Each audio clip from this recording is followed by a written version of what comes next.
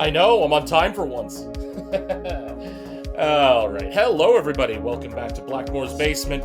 We're going to be getting started with some more I Want to Hug That Gator. It's time for us to enjoy more time with our adorably cute gator girlfriend as we make our way through the absolute madness that is our lives in Vulcanera Heights. Or Bluffs, sorry. Blah. Alright, take your time.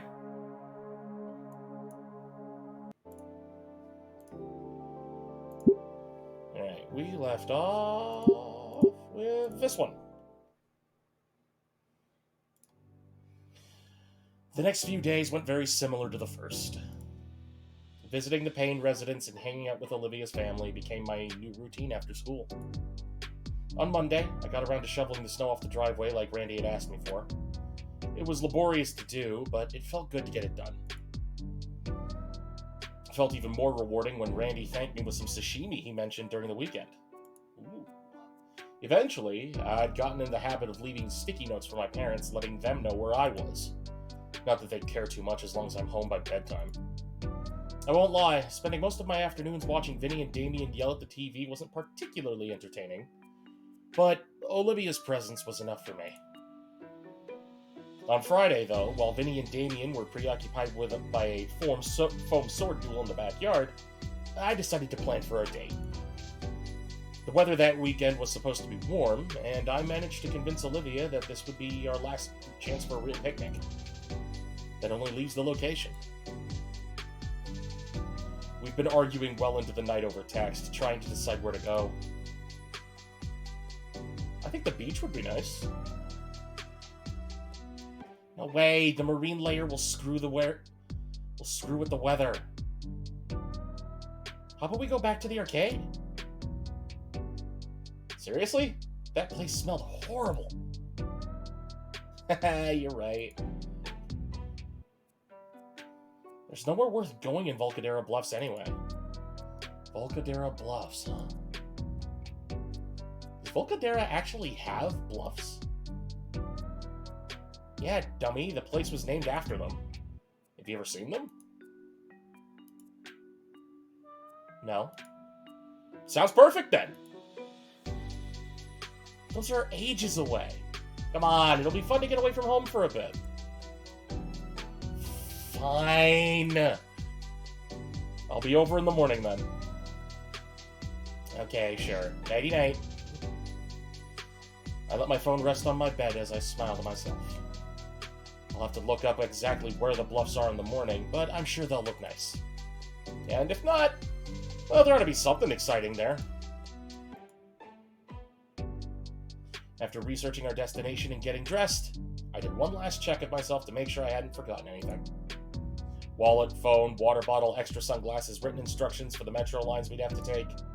I'm officially ready to go. Before I leave, I make sure to leave a sticky note on the fridge to let my parents know where I'll be. Maybe they'll finish watching daytime television in time to see it before I get home. It's only a short trip to the closest station to Olivia's neighborhood, and a short walk from there to her house. The Payne Place is as welcoming as ever. It's starting to feel a bit like a second home by now. In the chilled weather, the yard's growth has slowed, but it's starting to peek through the thin layer of snow. I hope I'm not commissioned to mow now. Should let Olivia know I'm here. I'm here. You ready? I'll be out in a minute. Is the door unlocked? No, don't come in yet! What? What? Just stand by the curb and be ready. This is gonna be cool. Oh boy. I stand by the curb as instructed, facing the door. After a moment, it swings open and... whoosh! A green blur shoots out of the door directly for me. I know better than to flinch. Olivia's tail slams the ground and breaks her to a halt with a stylish skid.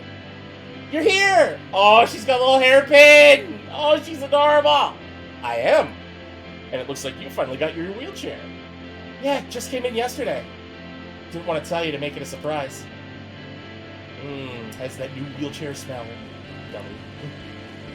Well, it looks the same. I do notice its lack of the old scarring that her original one had. So did you hear it? Hear what? Exactly. I can sneak up on you now. In your dreams. So, you ready? For our date? There's a sudden rush of jittery nerves in my chest. It is my first time taking someone out on a date. Trying to rationalize it doesn't help my nervousness, though. Yeah, I'm ready. She looks at me with a timid smile, hands held together as she tilts her head slightly. She's wearing a new floral hair clip. Come to think of it, it's the first time I've ever seen her accessorize. The hair clip looks cute, Olivia. The worry in her grin melts away into a full, joyous smile. Thank you, okay. Which also helps to ease my own.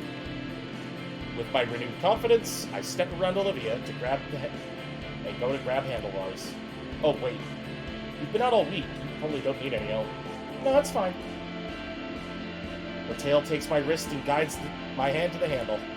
I don't mind at all. All right, to the metro station? Yes, please. With Olivia in tow, our date begins. Oh my god, this is so cute. On the metro, I'm lucky enough to be able to find my normal seat. Olivia folds the seat up and places herself right next to me. Something's different. Oh wow, Christmas lights? I swear, they start setting up earlier every year.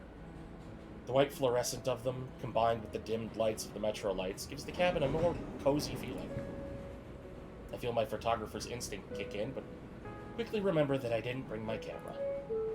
Soon enough, the whole city will be covered in holiday stuff by the end of the weekend. The mental image of a twinkling Volcadera at night is a pleasing one. There'll definitely be some photo-worthy shots during that time. What do you think of all of it? The decorations? I like them. Why wouldn't I? Yeah, but what's your favorite? I think wreaths look pretty nice on the lampposts. And I like all the crappy snowmen and snow angels in people's yards. I've always wanted to make my own. What about the mistletoe? Yeah. Shut up, you. Ah, the eye roll! Actually, I'm curious. Are there any dino-specific traditions that you guys celebrate during the winter season? Olivia cocks an eyebrow to my question. Hey, I didn't know you guys celebrated end of summer, so I'm curious if there's any other Saurian-centric holidays I don't know about. Nope, just Christmas or whatever holiday people celebrate around this time. There's probably no dedicated one out of spite of the cold. That's fair. Now I can't help but think of doing some ice skating with Olivia. Surely there's wheelchair access for it, right? I look down on Olivia's wheelchair and imagine how it would work, and something interesting catches my eye. There's a small compartment under her seat, almost like a cubby hole with some things inside it. What's that? Oh, I decided to bring my sketch pad with me. You know, since it's my first time going to the Bluffs, I wanted to draw out the scenery while we were there. Maybe I shouldn't have? No, that's completely fine. I was just thinking about how I should have brought my camera for the same reason, so I'm glad one of us came prepared. As long as we enjoy our time there, that's all that matters. You're right. Olivia takes hold of my hand as she rests her head on my shoulder. Oh my god, this is so cute! Eventually, the metro arrives at our destination. After disembarking the train and leaving the station, my digital map indicates that the park is about a block away. As we make our way there, we soak in the sights of this area of Volcadera. Just like Olivia predicted, many of the surrounding buildings are getting decorated for the holiday season. Never been around these parts of the city before, only seen them on car trips. So this is a first for both of us. I can only imagine what it'll look like once all of this is set up. Yeah, maybe we can come back here to visit once it is. I like the sound of that. We enter the park's main parking lot. Looks like there's a decent amount of people here this evening, which is surprising given that it's still relatively chilly. Then again, such a prominent landmark in the city would still draw in a crowd, even with certain weather conditions. Ooh, there's some food trucks! That'll cover the picnic part. Looks like they got a decent variety of things. Tacos, sandwiches, chicken. Shoot, looks like they all have a bit of a line to them. Plenty of time to do other stuff. I'm not very hungry yet anyway. Glancing around, there's a few gaps in the tree line with trails heading into them. I'd wager they're nature trails, maybe birdwatching ones? Want to try out one of those trails? Olivia looks almost disappointed as he glances between me and the food trucks. We can grab a snack first before we head in if you want. She simply shakes her head. I can wait. Plus, I don't want any arm cramps on the trail. Alright then, let's go. Olivia and I head towards the sign indicating where the trail begins, leisurely walking across the dirt path. The mood is somewhat dampened by the hikers to our front and back, but it doesn't make the natural landscape any less calming. Honestly, I wasn't sure you'd agree to this. What, a date? No, the hike. You don't seem very interested in nature. Well, I normally wouldn't, since a lot of places outside the city aren't built for people like me. But I thought it'd be nice if you were here. My heart flutters for a second. I'm glad to hear you say that. I think it's a nice break from how busy everything else is. Out here, it's just you and the world, isn't it? Yeah, I can see that. You plan on sketching out any landscapes? I was planning to before we got here, but I think it'd take too long. Just a sketch, then? I'll think about it. We continue for another few minutes, admiring the passing scenery. There's less hikers than before. I noticed some hanging back for pictures or moving faster ahead, but that was a while ago. It's just us and the trees. You think any of the others are into this sort of thing? The others? Liz, Damien? Probably not. Unless it's community service or something, Liz wouldn't be interested, and Damien only gets interested in setting ants on fire with a magnifying glass. Something wrong? No, I just imagine Mia driving a tractor for some reason. Seriously? Yeah, you think she could pull off the farmer look? I refuse to imagine that. Regardless, a mental image of the burgundy-wearing bruiser in overalls and a straw hat invades my mind. I hate you. See, I don't see that for Mia at all. I see Mia dead in a ditch in 3 years. Because she'll piss off the wrong person. But, you know, that's just me. I don't like Mia. I think she's queen bitch of Bitch Mountain. Shaking the thought from my head, I look around to reacquaint myself with the trail. Something's off. This place is quieter than I thought it would be. That's how the woods are, city boy. We live 15 minutes apart. Yeah, I like it quiet. Yeah, I like it quiet. It's nice to not have anybody to worry about. No Mia, no Ben, no Procling, no Scalar. We have the whole world to ourselves. Nobody else can ruin that. That's a good way of looking at it. I pat Olivia on the shoulder. She lets out a low groan as she rests her head against my hand. You tired already? No, just enjoying us. If it wasn't a cloudy day, I think my face was starting to get burnt. There's several minutes later, and we're still going strong. You still doing okay? Yeah, I'm still good. It's still a bit surprising to me how your arms just don't give way from pushing yourself so often. Well, when you've done it for as long as I have, you start building a tolerance for it. And you've done it for quite a while, huh? As long as I can remember. Olivia? Ah, crap, what the... I turned to face her, looking at the source of the sound. The wheel on her chair is stuck in an indentation of the trail, and she's struggling to push herself out.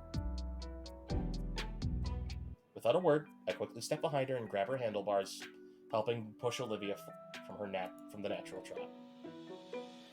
Thanks, Inko, but what was that? I'm not sure.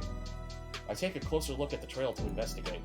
The indentation that Olivia got caught in extends across the entirety of the trail. It's almost like a tire track? I think he got stuck in a tire track. It's a tire track doing out on a hiking hill. Maybe somebody got lazy. This place is supposed to be for pedestrian traffic only. The wave of nervousness overcome me as I glance around the breadth of the trail. When's the last time we saw a sign? Are there supposed to be maps around us to tell us where we are? Where's everybody else? The realization dawns on me. I have no idea where we are. Huh? Dude, seriously? I thought you planned this whole thing! I thought we were following the signs! Well, we need to find out where we are. I don't want to die out here. The trail has to lead somewhere, right? If we keep going, we'll find something. Can't we turn back? And risk getting turned around more? Can't be too far from something. Just follow the tracks. Okay, I trust you. With a heavy sigh, I lead the march along the trail we're on. It's probably some kind of service road for park rangers or maintenance workers who will keep the trail safe. If that's the case, we're bound to run into something or somebody that can guide us in the right direction. For every minute that we kept looking for a sign of salvation, the darker it gets. Olivia suggested that I use my phone to get the right directions, but the lack of bars throws any meaning of traversal guidance. Though I keep reassuring Olivia that we'll get out eventually, there's a tinge of worry that's beginning to grow in the pit of my stomach. The last thing I want to do is spend a night in the woods. At best, I know that as long as I have my phone's compass, we won't be moving in circles. So, westward we are bound, following the trail at a more cautious pace.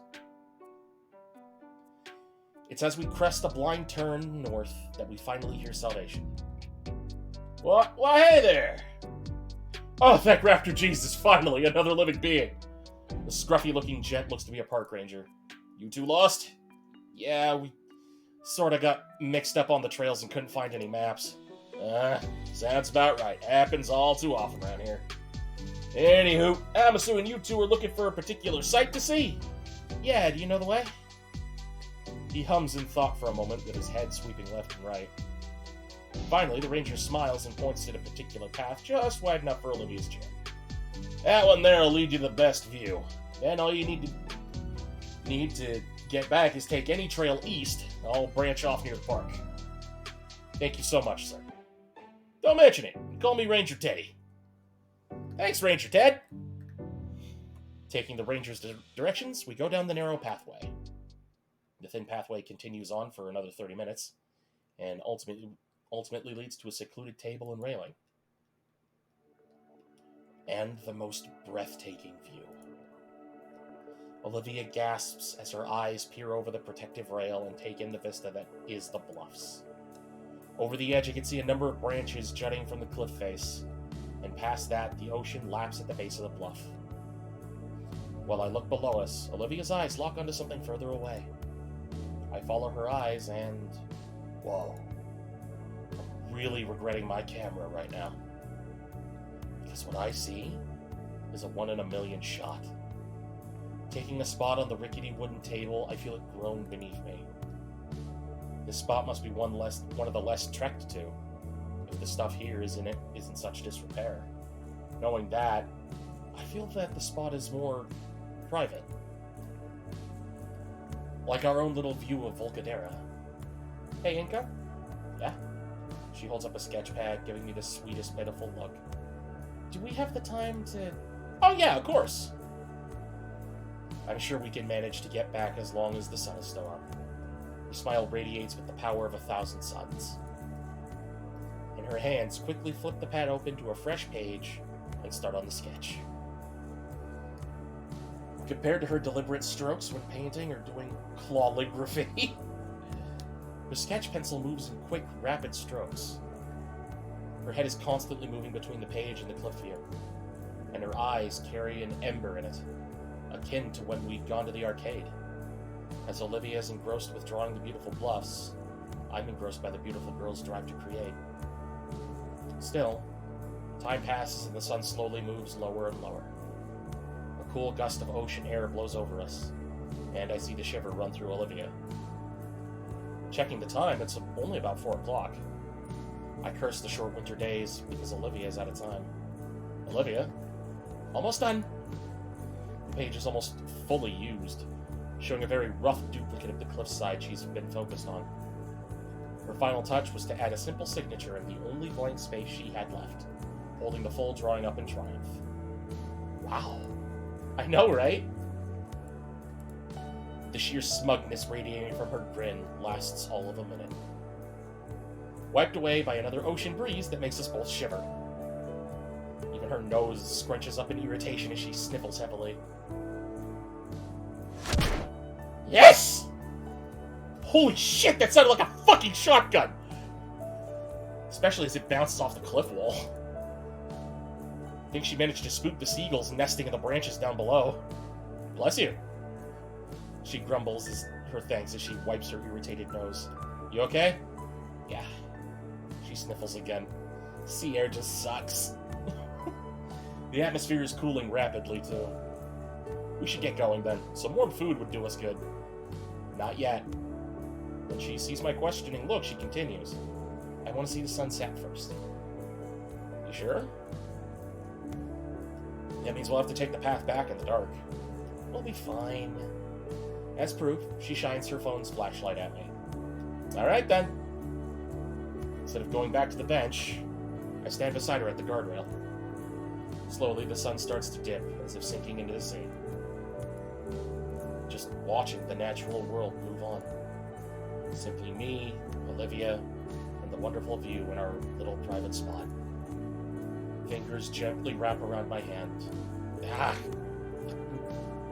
Stupid muscles. They keep flexing for no reason. And I reciprocate until our palms are interlocked. Oh my god, hand-holding? Before marriage? How lewd! At last, the sun crests the horizon completely, the last ray of light illuminating Olivia's tiny smile.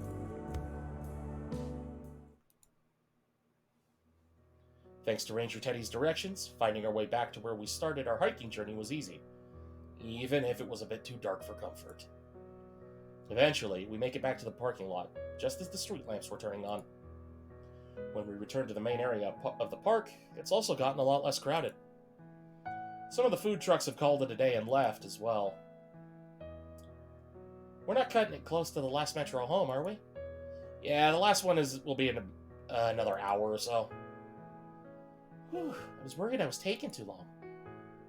Then we'd have to stay overnight, alone in the wilderness. I want to check out those food trucks now. Here, here. Looks like some of the food trucks are still around, probably to draw in the late night crowd. And there's practically no lines for them either. Neat. Let's see, what sounds good to eat right now? What are you craving, Liv?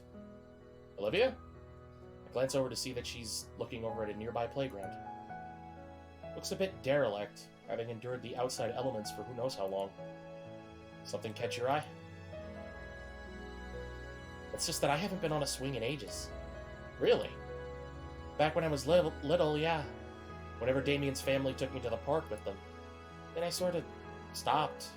Safety concerns and all that crap. I'm sure the trucks will be here for a while longer. Would you like to try it? Are you sure? I mean, it's getting pretty late. Come on, we got time. Alright, let's do it. Olivia wheels herself back towards the small play area in the park. I follow right behind, taking the short walk to examine the metal structure. The swing set looks rough, to say the least. The support bar's paint is cracking off, showing the heavy rust beneath. The chains are crusty, covered in spare remnants of safety tubing. And the seats look so loose and wobbly, I fear the entire thing would fall apart if even Vinny sat in it. Olivia, are you sure? Hold it steady, will you? I grab the chains and hold the plastic seat in place while Olivia hops over into it. The metal and plastic groan momentarily as Olivia settles herself in. She moves her tail aside so it doesn't smack into me. Well? Aren't you gonna start pushing? Oh, right! Olivia snickers for a moment as I place my hands on her back. With a gentle yet firm push, Olivia begins swinging. It's a rhythmic motion now, to and fro. With every instance of her swinging back at me, I push her with a bit more force to increase her momentum. Eventually, Olivia begins pivoting her tail to maintain her movement. Meanwhile, I no longer have to assist her. So I position myself in front of her to watch as she swings like a pendulum. The creaking of metal becomes a simple white noise as I look at her with ease. The cool night breeze and the swing's movement gently ruffle Olivia's hair. With a cherubic smile, Olivia's eyes close as she loses herself to the simple enjoyment of swinging through the air. Just see Olivia having a moment where all her cares are gone, where there's no troubles or drama consuming her. To see her truly at peace. It's an image worth 1,000 words, and one I hope to never forget. After a while, I sit beside her on the accompanying swing. Say, Olivia. Yeah? Her voice is a soft whisper of contentment. What are you thinking? I'm thinking about today. It was nice. Really nice, Nico. Thank you for taking me here. I'm glad you enjoyed it. I was worried. Don't be. How could I not? It's my first date. Inko? Yeah? About the formal. Oh, do you not want to go? Olivia's eyes open, and I can see them tremble. I want to go. It's just... Iadakin's memorial... Oh. It's tricky, leaning to the side, but I managed to place my hand on her shoulder for emotional support. I understand, Olivia. Whatever you want to do, I'll support you. Her fingers ring together. I know you will, Inko. So, could you support me during the eulogy, too? My hands cup her cheek tenderly, and I give her the most reassuring smile. Of course, Olivia. Her eyes close once more, and she leans into my hand, nuzzling against it. She sighs pitifully as I draw away, but still smiles. Thanks, Inko. I think I'm ready to go now. I nod gently and offer a hand to Olivia, helping her off the swing set and into her wheelchair. We hold hands as we begin heading towards the exit, at least until Olivia needs her hand to push herself. I guess things won't ever really be normal, but I'm okay with that. We grabbed our dinner from the taco truck, savoring the spiced meats on flour tortillas on the go. Ooh, that sounds good. There's something that hits different about food truck food, you know? The walk to the metro isn't long, and before we know it, we're back on the train and racing back home. The ride back isn't particularly eventful, and it doesn't look like there's many people in the cabin with us. We both take the opportunity to admire the cityscape, especially now that it's reflected against the red and purple streaks that cover the sky. 45 minutes later, Olivia and I share a hug before she departs the train and starts to make her way home. I watch her from the window of the metro as it takes off, and as her form disappears from my view, I feel an almost overwhelming sense of relief. That went really well. Ooh, that's unfortunate. I hope she'll be okay for tonight without me there. Maybe I'll ask Damien to keep an eye on her for me. I should stop worrying so much. She'll be okay, I'm sure of it. It's December. Winter in Volcadera Bluffs is officially here. Oof, yeah, that's rough. That's real rough. And as if to celebrate the occasion, tonight is St. Hammond's Winter Formal. Hard to believe it's already here. It really crept up on me. Whenever I'd remember the event coming up, I'd just force it out of my mind. The whole thing has me pretty anxious. It's like a date, but on a whole new level. Like there's some formality to it. I'd better not mess this up. Anyway, I find myself with a new difficulty in my life. Over and under and around and under and... I reel and loosen the lethal neckwear from my collar, tossing the devilish cloth on the floor in frustration. Scanning over the step-by-step instructions once more, I find where I went wrong on my latest attempt. I consider going tieless, but damn it, it brings the whole outfit together. A good suit is made with a good tie. You need the tie. And I want to look good for Olivia, because she'd be doing the same. Picking the slim fabric up, I notice just how badly wrinkled and ugly it is. Time is running out, sadly. We still had class today, after all. Forget it. I have another shirt that works without the tie and still looks good. Dumping the fashionable noose in my hamper and swapping outfits, my thoughts travel freely. Everyone in school was excited for the formal. A good soup needs the tie. No. Though Olivia, she looked excited too. But there was something just beneath the surface. Anxiety, probably, for Mr. Iadakin's vigil. Only Olivia, Ben, and I seem to remember that, the rest of the school having moved on by now. Ben kept pestering Olivia about her speech, insisting to know what she'd say. The only thing that kept me from pushing the Stuco away was the fact that Mia would still give me the evil eye from the distance. In her janitor outfit. Ha! She deserves worse, but at least she's out of our hair. A check of the time says that I don't have any time to try again. Tossing on the piece de resistance, the coat, I exit my room and head down for my foyer. Tonight's gonna be the best night ever.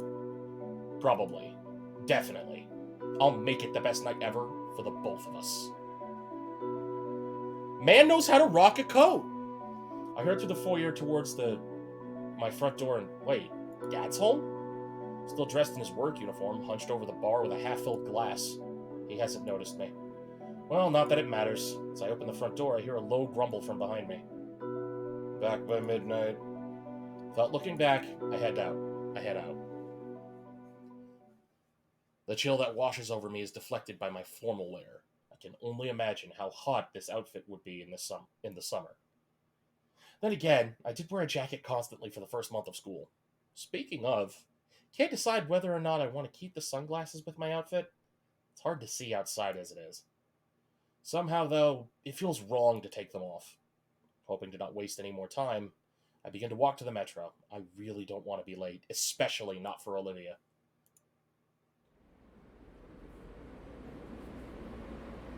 It's the same ride I've taken countless times this year, but this time, it has a sense of finality to it. The rocking motions of the cabin are both calming and nauseating at the same time. and I find myself teetering between positivity and negativity. If there's one night that I need this to go well, it's tonight. No dodgeballs to the face, no falling into pools, no harassment from anybody. I pray that Iadakin's eulogy goes smoothly.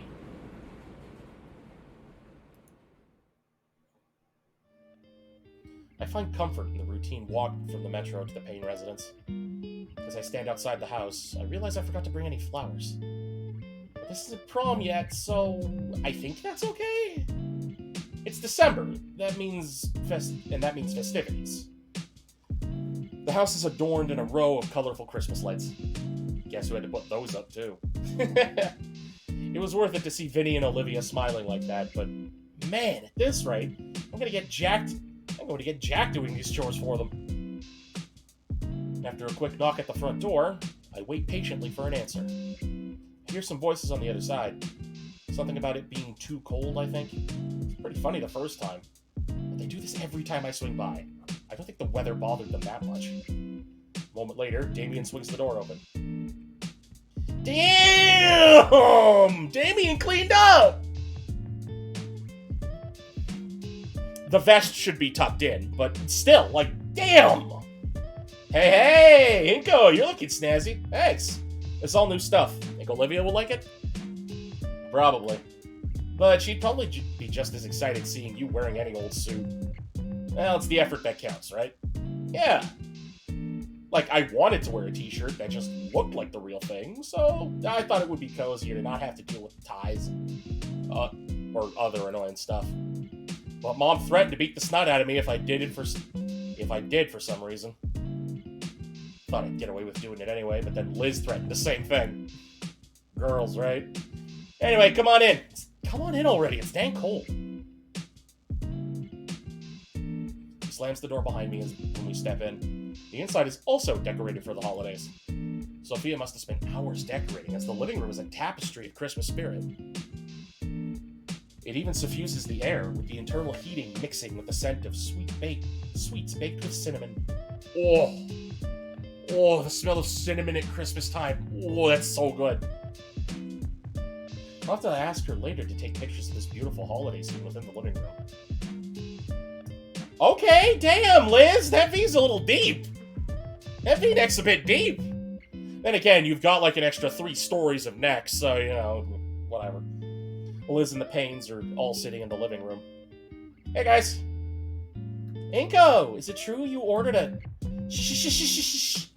I think it's supposed to be a surprise for her. Oh. Thanks again, though. It's crazy getting one of those. Yeah, Olivia's gonna love it. I suddenly feel like we should have pitched in more, though.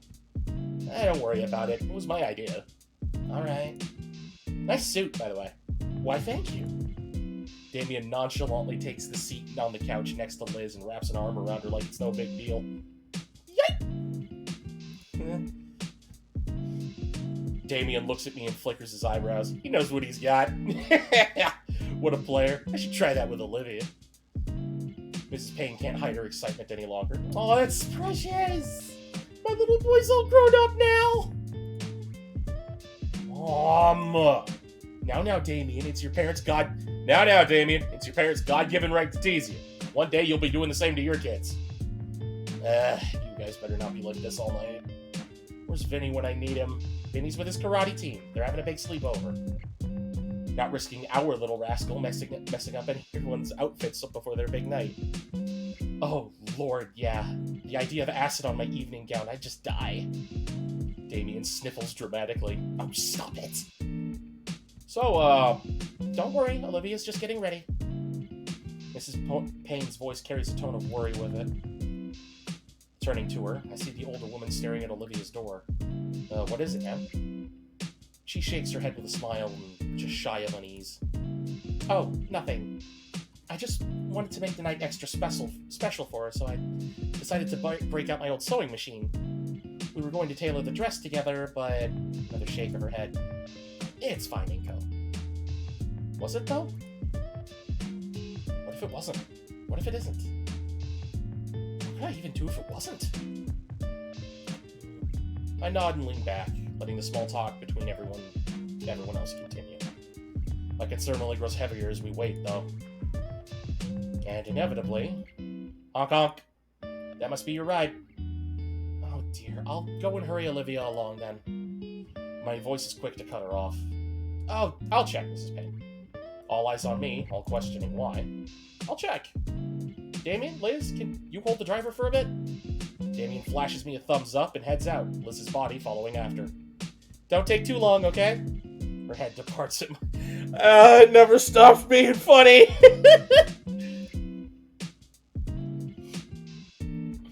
When I move to Olivia's door, her surrogate parents follow. Sorry, but could Olivia and I have some privacy? Please? Sophia almost protests, but thankfully Randy takes her hand. Better hurry, the driver won't wait too long now. They walk into the kitchen quietly, whispering to one another. My knuckles tap on the door just hard enough that Olivia had to hear it. Another couple taps. Olivia? My fingers wrap around the handle of the door and twist. Pushing the door open, I'm greeted by sheer blackness. Inco? The sound of my blood pumping is in my ear from Olivia's weak voice. Quick as lightning, my hands find the light switch and flicks it on. And I see... Hey. The relief is so powerful I have to steady myself with a hand on the wall. I don't know what I was expecting, but Olivia's okay, just... You're not dressed. Ah, wrong words. Olivia sits atop her bed, still in the clothes she wore today in school. Not the handmade dress that's on her wheelchair. It's eerily similar to a month ago when how she curled up in her sheets, with wadded up paper once again spread all over the bed. Only this difference this time is Guts sitting in my spot and chewing idly on one of the pieces of paper. Olivia picks him up, nuzzling comfortably into her plush pet. What's wrong, Olivia? The rat is set down with a heavy sigh and Guts scampers away. With my spot freed up, I sit next to Olivia. I pick up one of the crumpled pages and unwrap it. To call Mr. Iadakan a teacher is to be unflattering. He was above and beyond the best. He was above and beyond that. He was beloved to all. The next line is crossed out. The rest of the lines are crossed out. They're all variations of the same few phrases, put together in every possible combination. The strike-throughs grow increasingly more aggressive with each line deemed unworthy. I pick up another sheet. It's the same thing. Each new page is just crossed-out attempts to get the thoughts in her head onto the paper. Stop that. Olivia, are you okay? That's a stupid question. No, I'm fine. It's been months and I'm still not ready to say goodbye. Meanwhile, everyone else has moved on. It's stupid, isn't it? I understand. You don't have to give a speech or anything if you don't want to. Olivia sags and sways until her head is laid softly on my shoulder. Aww! I can feel her fingers intertwine with my own, and finally allow her anxiety to escape with a heavy and slow exhale. The minute of tranquility is then shattered by a blaring horn. What is that? Ah, crap! Take my phone out to see a half dozen texts from Damien and Liz, all of them expressing my need to hurry up. Come on, hurry up! Everything okay? Hey dude, you there? Go without us. Something came up. We're gonna do something else. Alright, take care. With that weight off my shoulders, I let my phone fall onto the bed next to us. I told him to go on ahead. God, Inko, I'm sorry. You don't need to apologize. No, you spent all that time getting ready, and Auntie even helped me with the dress, but I can't do anything. Come on, Olivia, don't worry about it. I don't need to go to the winter formal. I just want to spend time with you. And we can still do that. Still, I don't want to sit around here. Not again. Well, we could go out somewhere. Any ideas? Nothing comes to mind. We could just take a walk around and see what happens. The Christmas decorations ought to be in full swing now, if nothing else. It takes a few moments, but Olivia's eyes slowly begin to light up. Okay, that sounds a little fun. Besides, I'd hate to waste a night with you all gussied up like that. Her sultry grin glows as she eyes me up and down.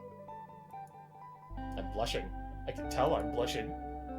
Anyway, sorry I couldn't do the same for you. It's fine. I'll find an excuse to make you wear it later. You want to go now?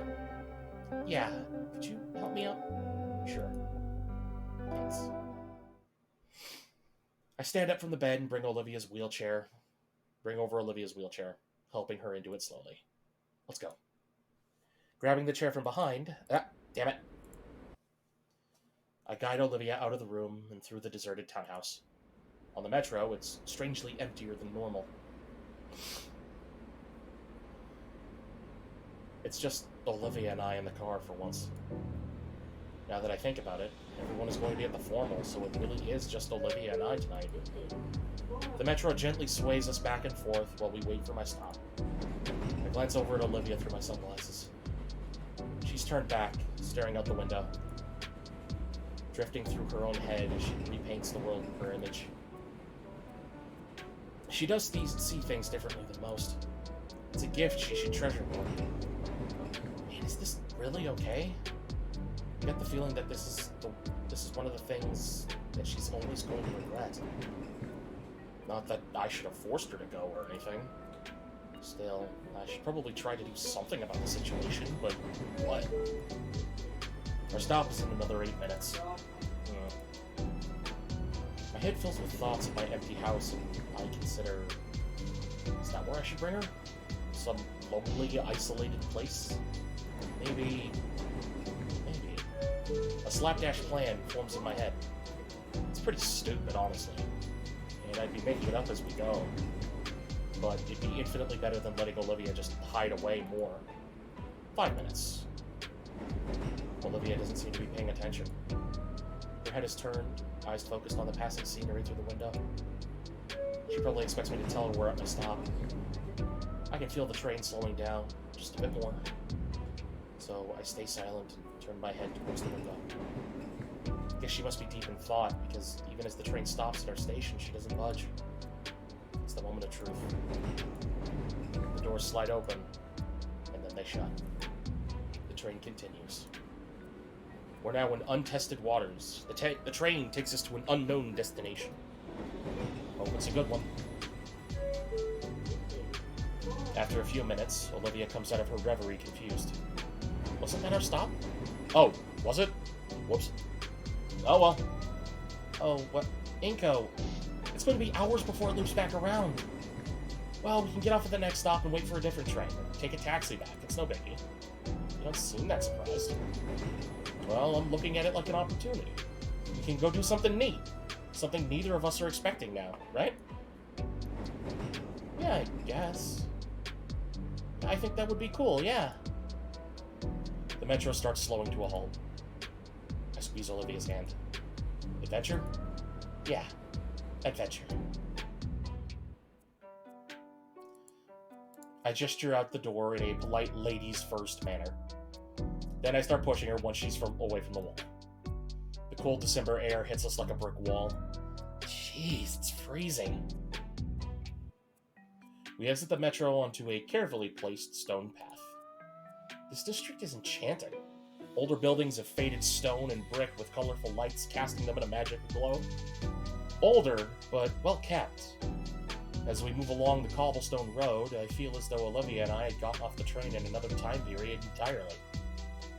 Gas lights decorated with tinsel replace the modern street lamps that normally light up the sidewalks. The difference between this place and the rest of Volcadera is night and day, and manages to invite an even cozier feeling of the holidays. Whoa! It's the city's old financial district turned tourist spot. Hard to believe it's managed to stick around after all these years. You've been here before? Dad took me once. So, what do they have around here? Just some restaurants and shops, the usual stuff that any tourist spot's gonna have. But I think there's a few small art exhibits around here too, if you'd want to see those. Sounds good to me.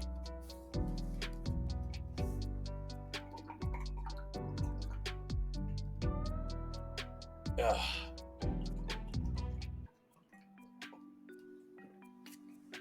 Need to wet my whistle. We continue walking down and admiring the district side by side. There's a few other dinosaur folk around the area, but it's noticeably clear that they're well wrapped for the sake of heat retention. Thick coats and puffy jackets are the primary apparel, with some added scarves and beanies to further aid in keeping warm. Though, even with it being purely for necessity, there's clearly a winter fashion scene to take advantage of. A small but noticeable chattering noise pauses my current train of thought. I look over to Olivia, who's doing her best to stop herself from vibrating in her chair. Only now does it dawn on me that Olivia's hoodie is the only thing shielding her from the frigid climate. Hold on a sec. I undo my coat and drape it over her. Thanks. It's worth getting my ass handed to me by the snow miser if it means keeping her somewhat protected from the cold. Shall we? After a bit more walking, we find ourselves in front of a quaint bistro. Thinking about it, I am a bit hungry. There are a few tables inside, but the outdoor seating looks relatively open. There's even heat lamps for near each table. I gesture towards it. Olivia glances over. She considers and gives a brief nod. When we enter, we share a mutual exhale as the warm embrace of modern air conditioning welcomes us. There's no line, but all the tables are occupied. The waitress behind the counter is sympathetic to Olivia's shivering, though, and offers us the patio table beside with the largest heat lamp out. Our order of burger and fries was quickly made, and we're ushered into the warmest spot in front of the restaurant. The warm burger and heated lights invigorate Olivia.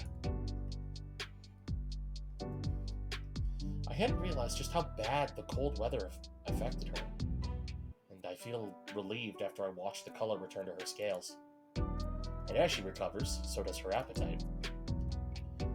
As I slide my plastic basket of fries to her, I notice that the little square has gotten more populated. Despite the cold, several dino families fill the remaining seats, some with food, some just taking advantage of the heaters. Something going on? I poke Olivia and gesture around. She shrugs. After a few moments, an oddly dressed group crosses the middle of the square. Compared to everyone else, they're very underdressed for the weather. Wearing fur vests and oddly baggy shorts. There's 10 of them in total, a family of feathered raptors. Swallowing a mouthful of burger, I turn to Olivia and ask and see an excited grin on her face. You know them? Shh! Oh man, I forgot it's Friday night! There's always some live performers here. Just watch. Whoosh! Whoa! An elder-looking dinosaur stands out front with a microphone. He must be the leader? The ringmaster? Good evening, everyone! It's a truly magical frosty night out. So let's warm things up just a little bit for everyone. Each member is adorned with various hoops and juggling pins that light a blaze. So please, gather round and let the Ashtail clan share a little fire with everyone. I will introduce myself. I am Firemaster Alejandro. I assure you, tonight is a very special show. They continue setting up. A sign is placed nearby with their socials on them.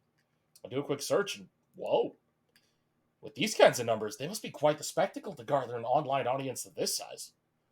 Several children tug away from their parents and sit on a perimeter set with rope. One of the members had laid out. Makes me just a bit nervous, but they're professionals, I hope. We begin with the traditional Bateria del Fuego! A drum beat starts playing from a nearby amplifier. It's a steady, strong beat, no doubt meant as a metronome for the group. After a few seconds, the troupe begins dancing. Rods spun a flame, creating wheels of fire that they ran about the square. The crowd cheers as the embers sweep by them. The Fire Master, a grandfatherly looking dino, is the wildest of them all. He wields a pair of chains, at the end of which are ablaze as he spins them with reckless abandon. That man alone is a veritable firestorm among the rest of his troop, even going as far to let the fireballs bounce off his body to create even more unique flaming shapes. My steak fry sit abandoned as Olivia is entranced by the live performers, her silver eyes wide as she takes in a particular performer as he twirls about with flaming fans. Actually, looking at all the performers, they're all raptors. It's a family troupe. Shh! Indeed, all 10 fire dancers look to be a single large family. Though there were some minor differences between them, the biggest one being small flourishes in their vest and prop. The tempo of the beat hastens and the spiraling fire dancers move around their elders more swiftly. Then, all at once, the drumming halts. And then the performers bring their fiery props to a halt before them. The older leader chains swing straight up, the twin fireballs hanging over him for a split second. The blazing orbs descend and... bam, whoosh! All the raptors exhale into their props as the fireballs crash into the earth, creating a great gout of flame upwards into a facsimile of a bomb blast. The fire recedes and the members of the troupe regroup, the ringleader once more taking front and center. There's applause. A lot of applause. I didn't even realize I was clapping wildly until I felt my palms sting. The elder dino motions for the crowd to quiet down, and once we are all silent, he makes to speak. Thank you. His accent is thick and his tone gravelly, further showing his age. For those of you who are new to us, we, the Ashtail clan, the Ashtail family, the other 9 members hoot together, blowing smaller flame pillars, have been in these mountains since time immemorial. He saunters around the open square, casually twirling his chain as though there weren't a softball-sized fire at the end of it. Generation upon generation, we have entertained visitors to Volcadera. I, Alejandro Ashtail, am the 7th head of the family. He pauses to let the crowd take in the information, and struts back to his family. There's murmurs, and even other performers look confused as he wraps an arm around one of the female performers and moves back to the center with her. And this is my granddaughter, Michaela. Alejandro pushes the young woman forward, a shorter, more lanky raptor compared to the stocky leader. She looks to be about our age. Greetings, my friends. Tonight is also a special show for another reason. It marks the 25th year I have led this group. It is quite a lot, is it not? Hard to tell when you're getting gray hairs when so many of it tends to singe right off. He pauses for a chuckle from the audience. However, the sands of time stop for no one. So, that being said, it is time I step out of the spotlight and give the new generation their time to bask in it. And as I take my leave, it is a great honor for me to declare that she will be joining the ranks proper. I have taught her everything she knows, and I am proud of her. So please, welcome her in and expect great things from her, for she will be inheriting the title tonight.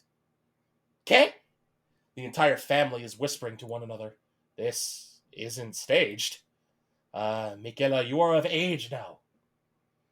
25 years to this day, my own grandfather had bestowed upon me these chains of leadership on this very spot. The crowd oohs. And on this, my 25th year of performing, I find that you are ready, my granddaughter.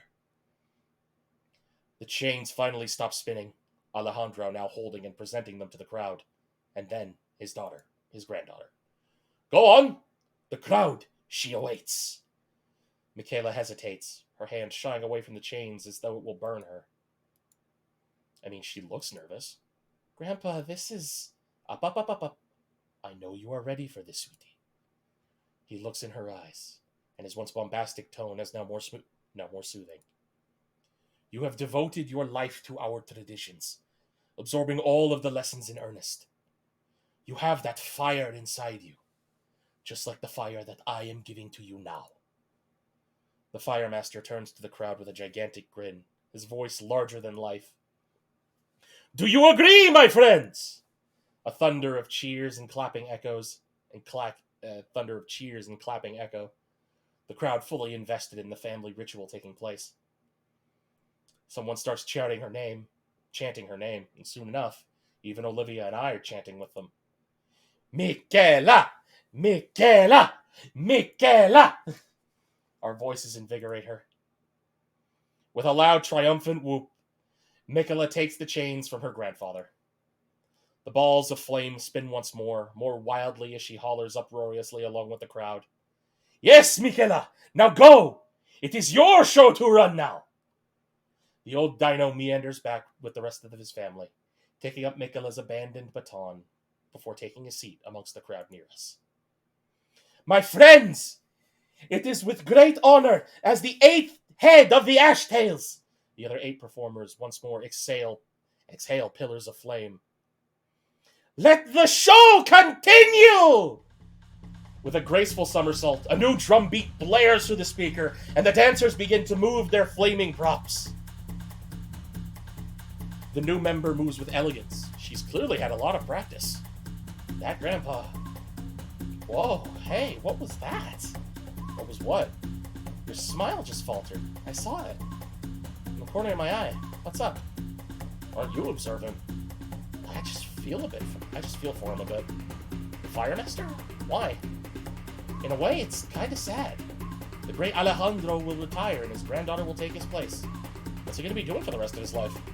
He loves this job and he just retired. He's never going to do it again. He's going to enter his twilight years knowing the best is behind him. Is that what you think? That's what I worry about. Olivia looks back to the show. The newest member dances elegantly. The performers laugh and hoot in the square with the new leader of the troupe. Compared to her grandfather, she's far more energetic. Her flourishes and sweeps are far faster than Alejandro's. But even still, for snippets of seconds, I would see some worry cross Michaela's face.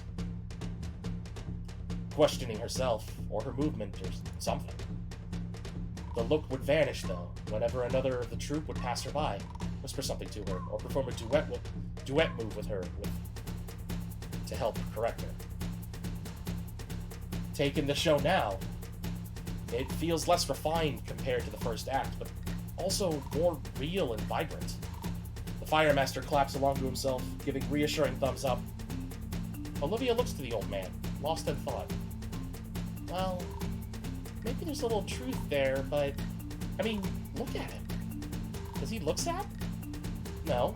He looks like it's the best day of his life. He's really happy for his granddaughter. His granddaughter that he taught everything she knows. Everything he learned from his father. One day the torch was passed to him. And he upheld that legacy he inherited for years and years. He had an amazing career and he raised her so he could trust her. And now she's ready to do that all herself. Again, it's a matter of trust. You don't think someone as old as he isn't able to tell? It's like an old tradition, you know? Only a poet could appoint another poet. Things change. People change. But a talent or a craft? It has to be passed down, or else even the little things become impossible to do. Alejandro knew his craft well enough to perform for 25 years. And look at Michaela. She's performing just as well as he did. He knows better than us, Inko. So I don't think he's wrong for wanting to pass on his legacy. To pass along everything you know like that to someone you love. It's to grant that person their purpose. That's why he's happy. Life's full of uncertainties. To raise someone up to take your place is one of the biggest challenges. Moving forward with no fear of the future at all. Making it so even the apprentice can become a master and pass on what she knows just the same. The biggest challenge turns into a great blessing. To keep going, even when it burns. Always moving to a final victory. And in the end, he won. I wipe the tear from her eye. She leans into my hand. Somewhere in there, something changed. He started referring to two people. I want to tell her, but she knows. I think I'm ready. Inko? Inko! I got it! You got what? I really can't explain it right now. It's more of a feeling. It's like a flame. We need to get back. What are we waiting for? Let's go! She yanks my arm and starts burning rubber towards the direction we came from. Olivia, go where? The formal, dummy! What? She races off back towards the metro station before I even finish my question. Wait, the eulogy? I take off after, the uneven cobblestone making catching up very difficult. As I pass the propped-up sign, I stop, yanking my 20 from my wallet and dropping it in the tip box for the ashtails. The little girl standing by it beams at me with a toothy grin. I'll melt later. Can't get distracted. Where is she? Ah! I catch up to her, still speeding towards the metro station. Is there still time? It's almost 9. There's time. We can make it. We can make it! Should we run back to get your dress? Olivia stops and skids to face me. It's the other way. We can't! Both our heads jerk sideways to the boutique we stopped in front of. Our hearts skip a beat. In the distance, the familiar sound of the metro's arrival. We have maybe a minute? You got $200. You got $200. Merry Christmas. Thank you, come on! Olivia drags me into the store, scanning for anything she'd find acceptable. What kind of dress do you want? I don't know anything about dresses! Shit, okay, what's your favorite color? Green! The fuck do you think? Of course it is! Shut up! You know this fashion shit, you pick something! Okay. Time slows as I scan the shelves, cataloging all possible dresses in sight. There's about 3 green dresses on display. The wide, hard-breast wiggle dress looks like something I'd hurl on. The Grande Verde classic wrap dress aged faster than the wine-guzzling wench that made it, which leaves the newer Little True Deep Green's dragon perch kimono. This is a little... Yes, it's beautiful! I'll take it! I toss it over to her and she catches it. With the dress in tow, Olivia wastes 0 time and speeds right up there with enough force to knock me off on my feet. I have to stop the shop owner from giving chase by hastily handing her the 2 Benjamins. Sorry about that, keep the change. Merry Christmas, happy holidays! Olivia's still ahead, trying to put the dress on already and still move forward towards the metro. We're right there! Lift your tail! She understands and quickly shifts her tail in an upright position before I grab her handles and keep rushing forward. Right as the doors start closing, I muster all the strength I have in me and boost Olivia into the cabin. I managed to throw myself inside before the door could close on my foot. I slide Olivia to the side and stop myself on the arms rest of the opposing seats. I'm left breathless. The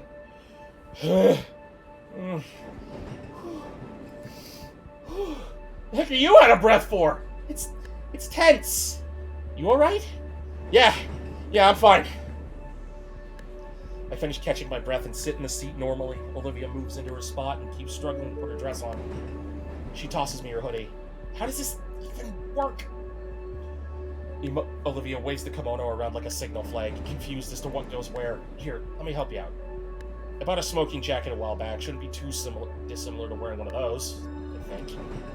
A smoking jacket? I didn't think you smoke. I don't. I just thought it'd be cool to have. I help Olivia off her wheelchair and onto the metro seat, since that should make the process easier. It takes a bit of trial and effort, and a quick snoot tube tutorial, but we eventually get the Nagajuban and kimono on. Totally aced that pronunciation. After making sure all the knots are tied securely and her tail is poking out of the accommodating slit in the back of the dress, I help Olivia back onto her wheelchair. Oh, hell yeah! That looks sick! Well, how do I look? I take a good look at Olivia in her dress. Even though this was at the last minute, she still manages to take my breath away. You look beautiful. You're just saying that. I am, and it's the truth. Wait, do you still have the tickets? I reach in my back pocket and pull them out, offering for her to see. She takes one, stares at it intensely in her hand, as though it were gold. 7 p.m. to 10 p.m. She glances up at the terminal, 9:30. We can make it. It'll be close. The speech might go a bit over the limit, but we can make it in the last minute. Okay. Olivia starts hyping herself up. Her lips move, but no words come out. Olivia's head would occasionally bop in Approval or shaken disapproval, too. There's a heavy tension building in my chest. The LED clock on the carriage looks like it's going twice as fast. Can't tell if time is going too fast or a train is going too slow. For the whole ride, she speaks silently to herself, probably rehearsing the new speech she just pieced together. Man, I love seeing her like this. With my phone, I check Gruggle and for the fastest way to the convention center. We're cutting it really close, made worse by my discovery. While I don't want to disrupt her concentration, we have to transfer lanes at the central station. Olivia's still lost in her rehearsal as I push her on the train and race through the full railway station. I curse the building's layout, second line having been built what feels like miles away as I try to get us to it. At last I see it, a sign directing to where exactly the convention center tram is. Downstairs. With a silent curse, I beeline for the nearest elevator, Olivia's wheelchair becoming an incidental plow as we push through the late-night crowd. The elevator door looks positively ancient, but that doesn't matter. My full palm slaps at the button, roughly, as even more adrenaline pumps through my veins. Right now, I feel all sorts of hyper-awareness, the rest of the world going at a snail's pace as I repeatedly jab at the button. When the doors finally lurch open, I practically shove Olivia through, startling her from her thoughts at last. Inko? We're going to make it, we're going to make it, we're going to make it, we're going to make it! Inko! At once I feel my energy plateau. Slumping heavily against the handlebars of Olivia's wheelchair, my body finally registered how hard I pushed it. With a gasp, I'm floored completely, my lower body feeling excessively heavy as the muscles within my legs wail in pain. When the elevator doors reopen, Olivia thankfully wheels herself out. I hang onto her handlebars while I drag my feet after her. The transfer train is here, thankfully. We're going to make it, Olivia. You said that already. Inko, are you alright? She peers back at me over her shoulder. I simply smile and wipe the sweat from my brow with my sleeve. Getting aboard the new train, I allow myself to collapse onto the seat by Olivia. Olivia keeps looking at me with her moonshade silver eyes filled with worry. My only response is a tired smile and a thumbs up. The second metro line goes just as fast as the first. 9:45. I don't dare interrupt Olivia here. She continues mashing all the right pieces together in her head. It's not just a speech. It's an all-new part of her she's suddenly awakened to. Inko. I glance over. She offers a hand, and I take it. I'm so happy you're here. Thank you. I gently grasp her hand for the rest of this metro ride. Eventually, we pull into the station. We're here. 9:57. It's right outside, a straight shot to the front door. The doors open, and a few couples start exiting. That's fine. People leave these things early all the time. A tinge of fear mars Olivia's face. I give her a reassuring smile and start pushing her out, past the inflow. The convention center is just up ahead, covered in what must be hundreds of feet worth of sparkling fairy lights. A 10-foot-tall Christmas tree stands near the entrance, topped with a star that pierces the night sky. I turn the corner into the parking lot and the chatter of milling couples entering cars or walking past us to the metro. My pace slows to a walk. We can't have been that late, could we? There should be a few minutes to spare. There should be.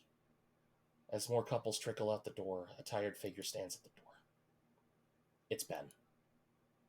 He's holding the door open for a few more couples. I stop in front of him when he notices us and stops. When he notices us, he stops and stares. Ben, what are you two doing here? It's over. Go home. We need to do cleanup. But the formal, it ends at 10. Everyone should still be in there, just getting ready to leave. I peek past Ben. The place is nearly empty. We needed to be out by 10. It's 2 minutes past. No. Look, Ben, it took some time, but trust me, we got it. We can call everyone back, use a speaker, something. Just let Olivia do a last-minute speech. A last-minute speech? Are you fucking kidding me? Olivia, you made a commitment, and you failed. Again. Like always, you throw this pity party for yourself, and someone else has to pick up your slack. You couldn't even drop the act for Iadakin. Well then, Olivia, you won. You abandoned Diadakin so you could run away with your boyfriend and pretend nothing ever happened. Congrats. Dude, holy shit! What the fuck is wrong with you? I get up in his face. Olivia tugs softly on my sleeve and pulls me back. He sighs. I'm not getting worked up over this. You got a speech? Okay, let me hear it. I'll be your audience, No. Thrilling. I moved to tears. Ben, what's gotten into you? Nothing. Just leave me be for the night, okay? And Olivia? Stop looking at me like that. Stop looking at me like that. He takes a step back and lets the door close. I feel Olivia's consistent tug on my sleeve. A deep exhale. It's not worth it. The walk back to the metro was silent. From us, at least. The chatter from the couples around us is lively. Tales of a night well spent, how fun it was, impromptu plans being made to visit each other's places for the night. But Olivia is just left out of it. She was so excited before. It's like someone clipped her wings. Someone. I'm not letting that guy live this down. A heavy gloom hangs above Olivia's head. Sitting silently in the empty car with her, any previous words I had to help are simply gone. Instead, I lean closer to her, a hand finding one of hers that's balled up tightly in her dress. My fingers softly unwrap hers, carefully disentangling them from the soft cloth in her grip. Her head tilts upright, just enough that I can see her fresh teeth. I can see the fresh tears trailing down her cheeks. Once more, I take her face in my other hand, my thumb wiping away one track of tears from her. A sorrowful smile across her lips, small and feeble on the verge of breaking. Rising from the seat just enough, I bring myself closer to Olivia. The hug is awkward and shaky from the rocking of the train car, but I keep tight hold of her, cradling her head against my chest. Olivia's tears soak in my suit jacket, already ruined from our failed attempt to get to the formal. I couldn't care less for the damn thing, though. All that matters right now is being here for Olivia. My front door opens easily enough as I slowly wheel Olivia into my home. I don't know who's more tired, but I know for a fact I'm in need of a change of clothes. Olivia? She simply responds with a non-committal grunt. I need to change out of this. Another grunt. With a gentle sigh, I set Olivia's hoodie on her lap. I'll take you to the guest room so you can change too, okay? A third grunt, but with a nod. After I bring the girl to the guest room on the ground floor, I scale my stairs slowly. Once away from Olivia, I finally feel the full weight of all my exertions tonight. My arms feel leaden, my legs a wobbly jelly. The want to just collapse and sleep drops violently on my shoulders. But I find the strength to haul myself into my room. It's a struggle to remove the sweat-cloaked cloth from my body. Removing the undershirt almost made me slam face first into my wall. Inko? What? Ah! Ow! The cold hard wood of my floor feels amazing on my scalding hot back, even if my tailbone is bruised. Olivia is kneeling in my doorway, back in her usual hoodie. Seeing her concerned look helps dull the pain. I'm fine. Good. She shuffles further into my room, her eyes roving over my walls thoroughly. I consider standing, but my legs could use some reprieve. I simply reach for the clean shirt I set aside and slide it on swiftly. Nice room. Thanks. My knees ache terribly as I shuffle after Olivia, uncaring about how it may ruin my dress slacks. Olivia plants herself at the foot of my bed, and I take the spot right next to her. Her hand finds mine immediately, and her head lands on my shoulder. We simply sit and relax like that. The stress from it all oozes off me as Olivia nuzzles against me. It's an odd sort of silent serenity that settles on us. No sound at all except for how breathing, each puff of air taking with it more and more of our worldly troubles. Inko, her voice is soft and steady. I'm sorry. About tonight, it's all my fault. I lean my head against hers and shake it in rejection of her statement. It's fine, Olivia. I don't blame you for anything Ben said. But if I hadn't realized sooner... I shake my head again. What matters is you figured it out. And I'm sure that Mr. Iadakin... Her breath hitches at his name. I mean, you understand what's important.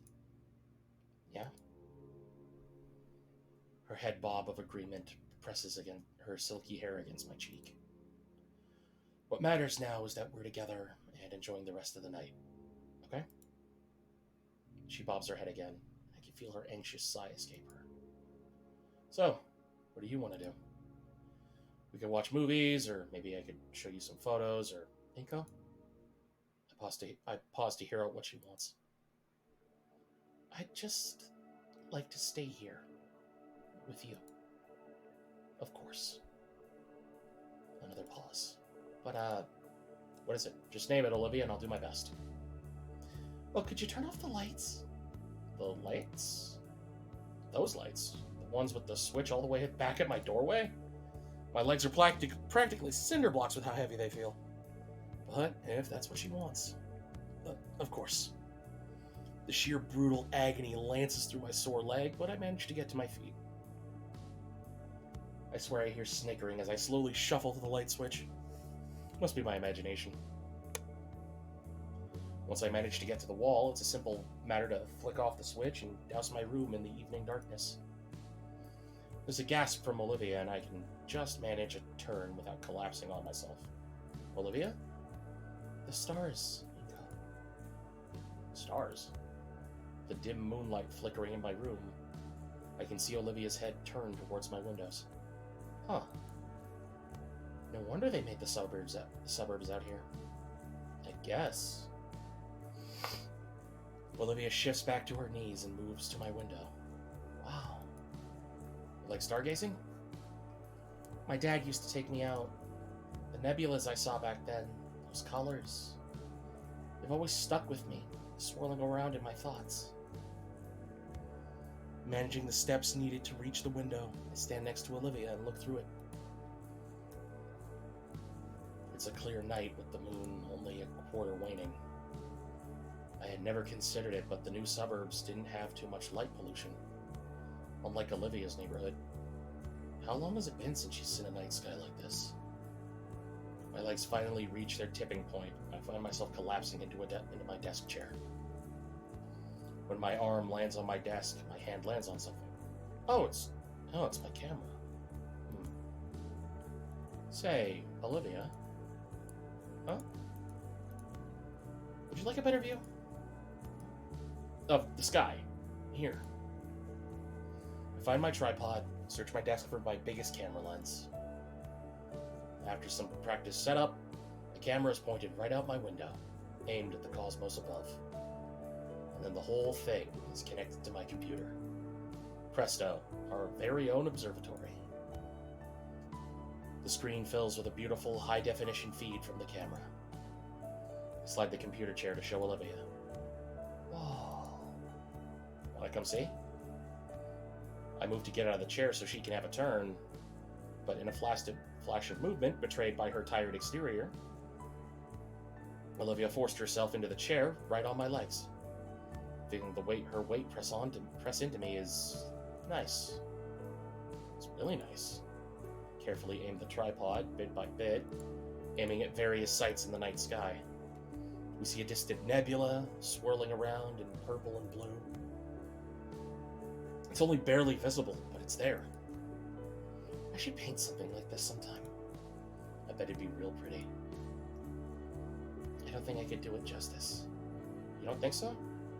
I'd like to see you give it a shot. I catch something in the stream for just a second. Hold it. Slowly now, I know what I just saw. Whoa. Is that? I think it is.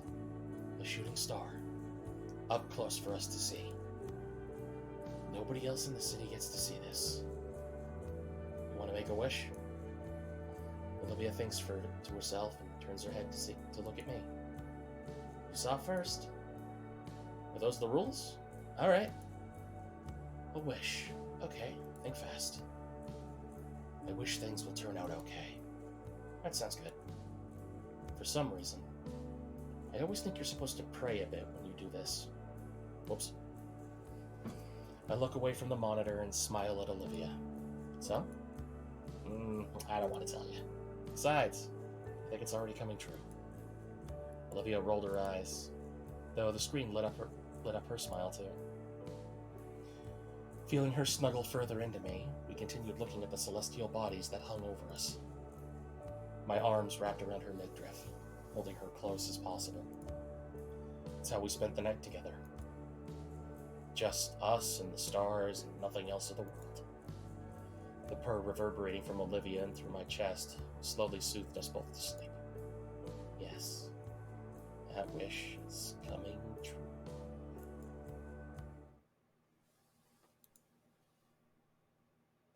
A month had passed since that night.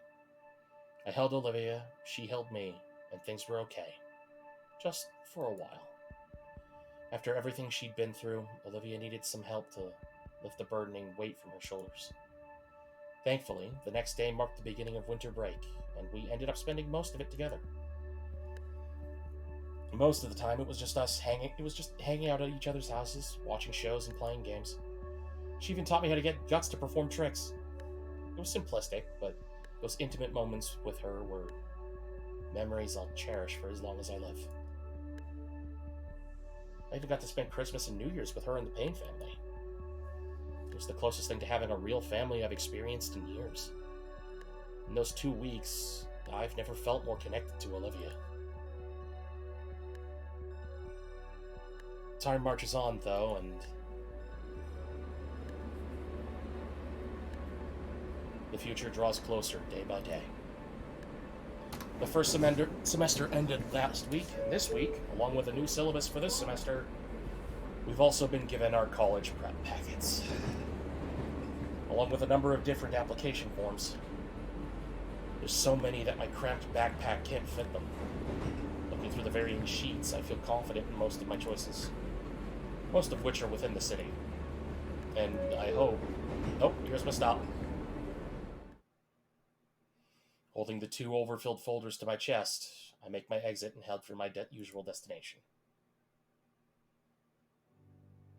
Minding the numerous papers in my arms, I gently push open the door to the Payne residence. It's open! I know, Randy, thanks! Man's basically a member of the family at this point. The head of the house and Vinny are at the dining room table, working on his homework together. Hey, Inky, Livy's in her room. Vinny, stay focused. Thanks, Vinny. I ruffle the little dino's hair as I pass him by.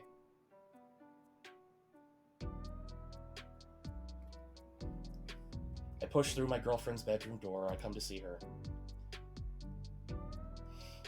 Oh, look at me! It's perfectly fine for me to ignore your iframes and one-shot you with some bullshit, oversized, turd-looking sword! Raging once again at one of her laptop games. If it makes you angry, why don't you switch to another game? No, I'm almost enjoying my anger! She snorts and shuts the game off, twisting around so I can hug her on her bed. Hey, Inka. Hey. Olivia sweeps her laptop aside to give me room. I allow my backpack to drop to the floor and set one of the overpacked folders on Olivia's lap. She groans and flops backwards. Come on, Inko, it's Friday! It's Thursday, actually. That isn't coursework, though. Olivia sits back up and checks the folder. Then these. Leaning over, I pull out her actual classwork from my backpack and set the sheets on her lap. Yeah, it's really starting to pile up. It's a bit of work getting your teachers to pass this stuff along to me. There's probably a week's worth of stuff for that. There's probably a week's worth of stuff this time. Groovy. Do we really need to? Yes? Come on, I know most of this stuff, so this'll be a cinch. I get the first assignment out and use a binder as a clipboard, ready to start. The first assignment was just some busy work with crossword puzzles involving state capitals. While Olivia lazily draws her mechanical pencil across the page, filling it out, I bring it up. I miss you. At school. It's not the same with you without you around. School's been back in session for nearly a month now, and at first, Olivia was eager to return, and she just skipped a day, and 2 days a week. This entire last week, she's just been absent. Ever since that night, she's just lost more and more motivation to graduate. It's the least I can do to try to stop it. I'm willing to help her here. Damien and Liz miss you too. Sorry, I'll probably go tomorrow. Probably? Olivia, I'm worried for you. You're right at the finish line. It scares me seeing you get senioritis like this. It's not senioritis. Well, it sort of is. She does a little hand gesture and sighs. I just don't see the point. Nothing I'm going to do benefits from a high school diploma, right?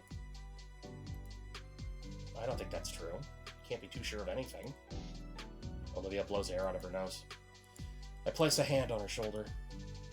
Please, Olivia, just do this for me. She stares back, a twinge of fear in her eyes. All right. Just for you. I'll consider it. Thanks. We keep working away at the pile of assignments. A few papers in, Olivia thinks to boot up her laptop and play some ambient metal for us. She occasionally asks my opinion on a song, self-conscious if I like it or not. At a point, Mr. Payne lets us know he's heading out for some errands. It's pretty nice, getting to teach Olivia what she missed in her classes and keeping her up to speed. Dare I say the schoolwork is even relaxing. Less so the busy work, more so that we're together. About halfway in and an hour later, there's a loud knock at the door. That doesn't sound like anybody here knocks. You can tell? Yeah. Could be a package delivery. I'll go get it then. I give Olivia's shoulders a little rub while I get up. She tries nipping in my sleeve. It's still pretty cold out, so I shouldn't take too long to get it. If it is a package, maybe something that's not good to leave out. I open the door. Well, look who it is! Hey, Inko. Instantly, my enthusiasm is drained. What, your bitch girlfriend throw you out? What is it? He's starting to shiver in the freezing, huddling to himself. Look, Inko, can I come in for a moment? No. What do you want? He sighs. Listen, I know things didn't go when we last talked. We didn't leave on good terms. I'm here because of Olivia. Why is she not coming to school? None of your business. She needs to keep her grades up. I feel my lips instinctively curl my expression into a grimace. What? Fuck off, dude. No, this is serious. Why the hell do you think this is something you need to be involved with? I'm working on it. Are you? She's about to lose her eligibility for graduation. She's going to flunk out. My fingers dig into the wood of the doorway. I had figured, but she hadn't missed that many. Olivia's completed all the assignments and... How close? Dangerously close. Close enough that I got the memo. What do I do then? We need to convince her to go back. Some people keep letting her get away with it by handing her pity points, but there should be no excuse when the situation is this dire. What do you mean by some people? Inko, it's obvious you're only encouraging her to fall further into the abyss. If you keep enabling her to slack off, she's never going to improve. You have to know on some level, I know you know I'm right. So if you're not going to do anything about it in a meaningful way, then I'll tell her myself. Ben has the audacity to try to walk past me, but I shut him down with a firm hand to his chest. Why can't you get the idea, Ben? Olivia wants nothing to do with you. I'm trying to do what's best for her.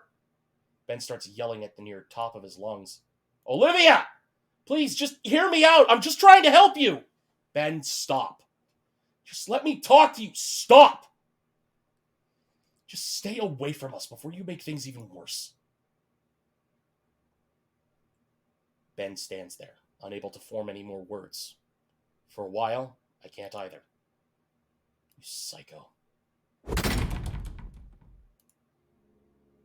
Outside Olivia's room, I dread turning the doorknob.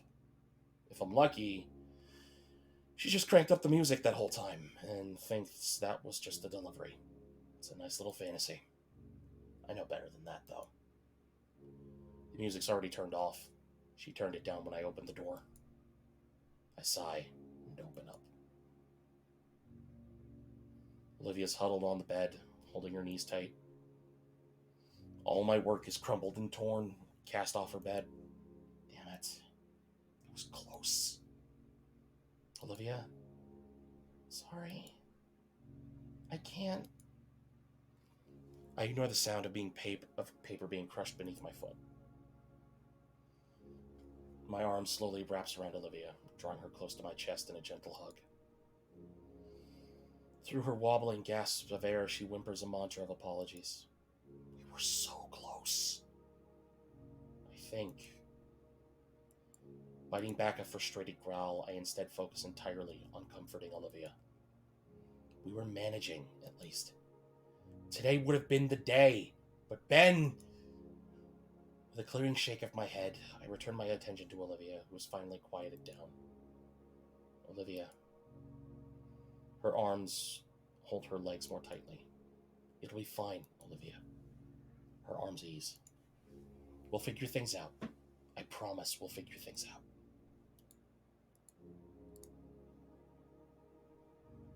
The rest of the school year is a blur to me.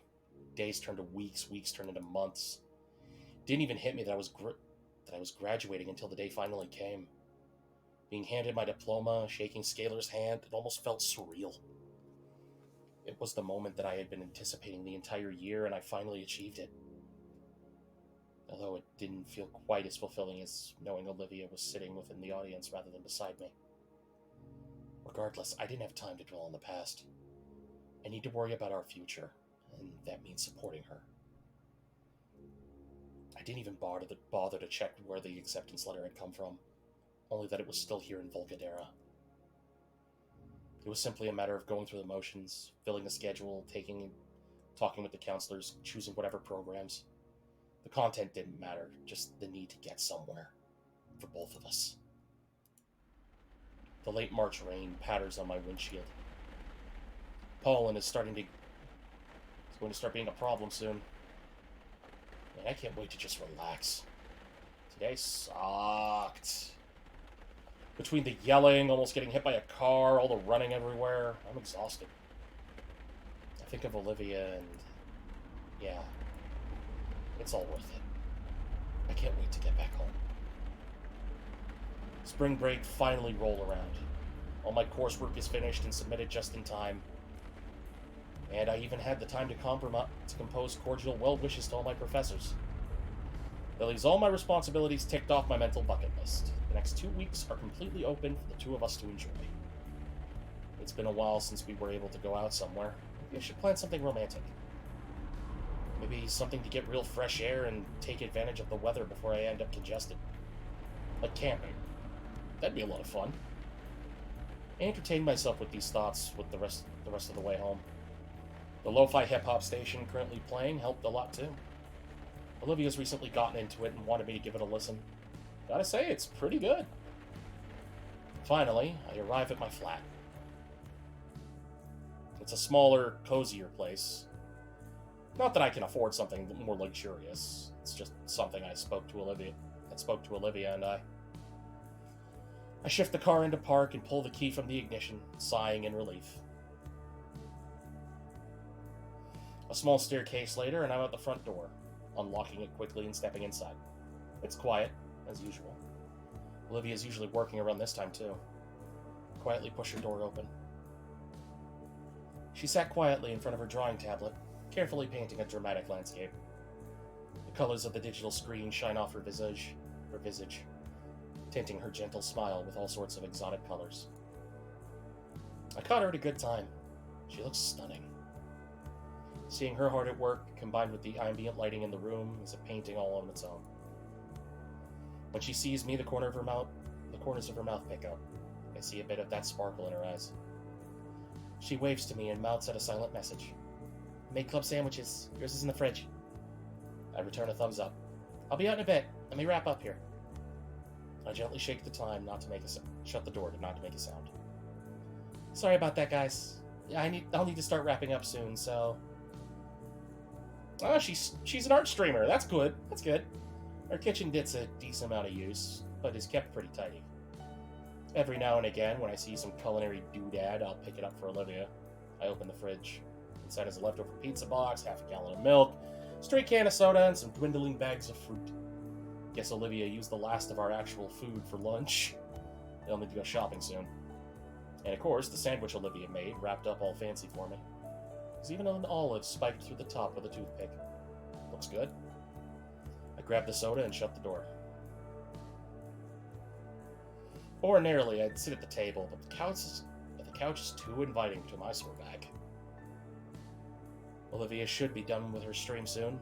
Maybe I should rent a movie or something. Before I take the first bite of the sandwich, the bedroom door creaks open. In the corner of my eye, I watch my girlfriend, or watches my girlfriend tries to surreptitiously sneak towards me on her hands and knees. While she has miniature gator skin bags beneath her eyes, I can clearly see the mischievous glimmer in her mirror-like irises. Pretending not to notice her, I chew on delicious sandwich meat until I feel a sharp tug on my wrist. Her jaws wrapped around it, gently gnawing on my limb. She let go once I look at her, and I keep my hand held out so she can take it. Once she does, it's a simple matter of drawing her up onto the couch beside me. She sniffs the air and follows the smell to my club, which she also nips at. Hey, give me some. One bite. One human bite. She crunches off the other end, and I follow up with my next bite. It's good. Olivia's cooking is always wonderful. She's definitely upset about something. Hey, something got you down? You seem low energy. Nah, don't worry about it. Just some heckler when I was wrapping up the stream. Don't worry about it. How was your day? Oh man, it was nuts. Barely had time to finish my last assignments to avoid homework. Like all the other students, we're in a rush too. Then there was some stupid bug with the submission website. Really exhausting day. And some prick nearly rear-ended me with his pickup. Ugh. But I did get my schedule cleared. The spring break is all ours. Aw, nice. How was your day? Oh, I just streamed. All day? Nice. Have you reached 5,000 followers? Yeah, I did. Hey, that's nice. Hopefully her career takes off soon. Truthfully, I worry for her a bit. Oh, yeah. I was thinking we could arrange a day out sometime. Go on a little vacation during the break. Oh, yeah? Yeah, does that sound like fun? Come on, we need to go out more. I went out last week. Okay, I get your point. Yeah, it does sound fun. Where would you want to go? A park, maybe? Still don't know what's around here. I think there's a few public parks around. It'll be like when we saw the Bluffs. Oh, you know what? We haven't ever gone back to Volcadera. We live in Volcadera, you dork. I meant the city. We should check it out. I bet the Paynes would love to have us over. Olivia flinches. What do you say? A little trip down memory lane? Come on, it's only been a year. I think it'd be fun to feel the coastal breeze again. Not yet. Olivia fidgets. I don't want the Paynes to see me yet. Why not? When I left, I didn't leave on the best of forms. I could tell they were unsure if I'd make something of myself and make things worse for me. Heck, I wanted to prove I could before I left. But now, it's been a whole year, and what do I have to show? I don't even make enough to cover my share of the rent. Olivia. My hand lays atop hers and curls over her fingers. Would Randy or Sophia care? Well, come on. We'd both know they'd just love to see you again. Her fidgeting eases and a smile creeps slowly on her lips. Yeah, I guess. I'll shoot them a text later, okay? She looks up and nods happily. After that, then, I don't know. How about camping? I can look into local campsites. That sounds nice, yeah. Alright. Hey, you up for a movie or something? She nods. Using the remote, I browse for something decent. Oh, they added a bunch of old kaiju movies. Nice. We finally settle in for a night of cheesy rubber suit monster movies. At some point, Olivia's tail had wrapped around my waist and bodily dragged me to her. Slowly, the sun fades down, leaving us only illuminated by the television screen. I'm sorry, Inko. For what? Oh. My arm wrapped around her shoulders pulls her as close as possible. For everything. With a derisive snort, I shake my head. You haven't done anything to be sorry for, Olivia. Exactly, I've done nothing. Even in the duskness on the room, I can see her hurt-filled eyes. I plant the most chaste kiss on her nose, eliciting a giggle from her. I wouldn't say that. You've done so much more than you know. For me, goes unsaid. But Olivia gets the message, and her head sinks into my chest. It's a bit difficult to pull my phone out with Olivia's tail in the way, but I manage.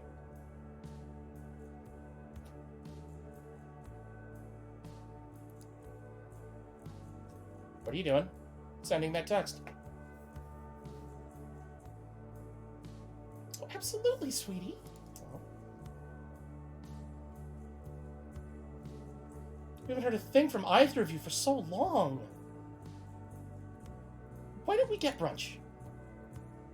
How would brunch with the pains sound, Liv? Okay. It's been a while since I had Auntie's waffles, after all. Brunch sounds good. Remember, brunch. I accept the automated schedule update on my phone and let it drop on the couch cushion. And return to our movie marathon. I always love seeing the old cinematography tricks in action, and Olivia's enjoying the cheesy battles. Well, we both enjoy that. We both are enjoying that part. It's made even better after I order a pizza. At some point, Olivia falls asleep leaning against me. I find it hard to stay awake, too.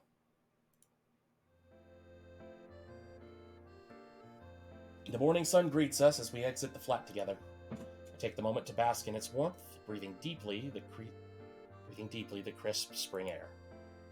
Yes! Excuse you, Inko. My hand is quick to rub my nose clear of any pollen. Sorry, Liv. Anyway, where are we heading first? Olivia ponders as she wheels herself to the car. She sways idly in her chair, really considering where we'd spend the morning. She finally speaks up when I hold the door open for her. Well, Auntie Soph said it'd be a brunch. We got a couple hours. Olivia climbs into the passenger seat carefully as I hold her wheelchair for her. It becomes a second nature at this point to collapse the chair and store it safely in the back seat. I kind of wanted to take a trip down memory lane. Memory lane? Got it. Got the directions? Now in the driver's seat, Olivia has her phone out and connected to the car's older radio. The old financial district first, then. With a nod, I shift the car into reverse and carefully back out of our parking space. Once we're on the road proper, Olivia sets up the tone of our trip.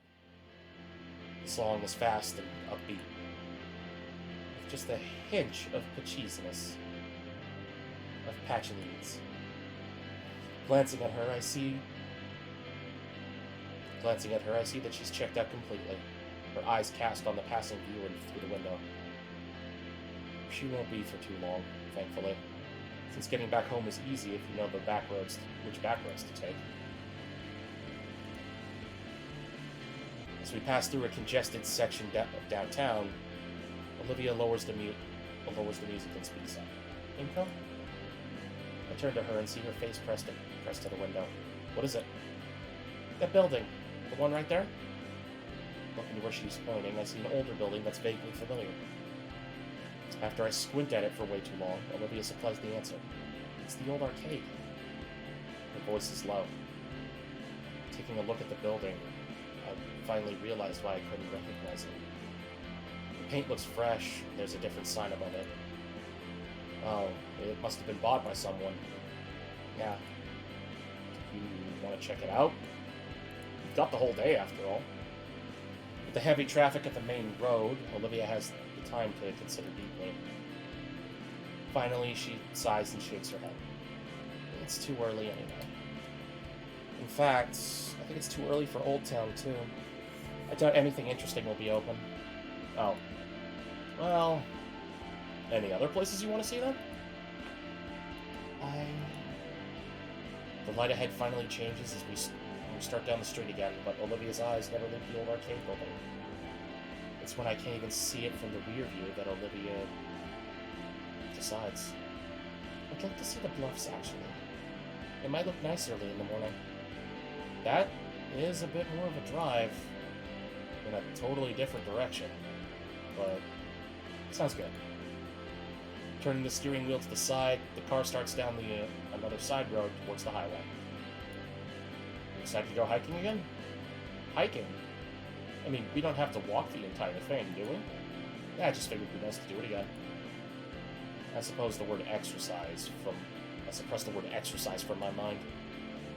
It'd be nice to recreate our first real date. Yeah, it would. Silence washes over the car as we both silently reminisce on our visit a year ago. It seems like so long ago now, though it's just been a year. As I slow to a crawl in response to a silver SUV cutting me off, Olivia begins tapping on my arm furiously. Inko, look! Huh? She points at something out my window. I shift my gaze to follow. To our left lies our old school, St. Hammond. Oh wow, I didn't even realize where we were. Can we stop and visit? It's a Saturday. It'll still be open. There's clubs on Saturday. There are some cars left in the parking lot. However, seeing Olivia become so adamant about wanting to check out the school, and after everything that happened last year, part of me that Olivia's finally found her missing resolve. Let's give it a shot then. I engage in some questionably legal driving maneuvers to get us in the left lane and take us right into the school's parking lot. This place is still pretty empty, so we're able to park real close to the front entrance. Although we'd get prime parking anyway due to this fancy sticker I got. I quickly look around for a place to park, pulling to the side of the road and turning the vehicle off. I step out of the car and make for the trunk to set up Olivia's wheelchair. It doesn't take long before we're taking the short walk up the path. The mural is as beautiful as ever, looming over us like the sacred guardian of the school. There are lights on inside. Olivia hesitates, hovering her hand just above the door handle. She pushes in, and the cool air-conditioned breeze is let out, along with it, the very familiar scent of the facility. Inside, it looks just like how we left it. Is it really okay for us to be here? Olivia glances around nervously and shrugs. I don't know why we wouldn't. Well, normally students are supposed to call ahead or wait for a reunion. Olivia jumps. Miss Scaler! Hello, you two. What brings you back to St. Hammond? Well, it's spring break, so we wanted to take the day and just go around. I see, Inko. And are you on break too, Olivia? Silver eyes cast downward for a moment. Olivia? I'm on break too, Miss Scaler. The other woman's gaze shifts between Olivia and I. I see. Well then. With a sigh, the principal turns and starts heading down the hall. Come on, you two will need visitor passes then. Olivia doesn't budge. Olivia? Don't think she heard me. Taking Olivia's handlebars, I catch up with Miss Scaler. Everything looks just like I remember it. The hallways, the lockers, even some of the posters. principal smiles wryly. It's only been a year, Inko. Give it some time, at least. What do you mean? We turn and enter a hallway that's permanently ingrained in my memories. The gala. Well, this district's currently looking over a proposal we've submitted. Hopefully, St. Hammond will have a brand new wing in the coming years. Oh, for more classrooms then. Something like that. The administration felt that it should be dedicated for extracurricular classes. St. Hammond's always focused on the arts, so that means it's an art wing. She nods and enters her office. After a moment, she comes back with a clipboard and some large name tapes. For now, just sign this.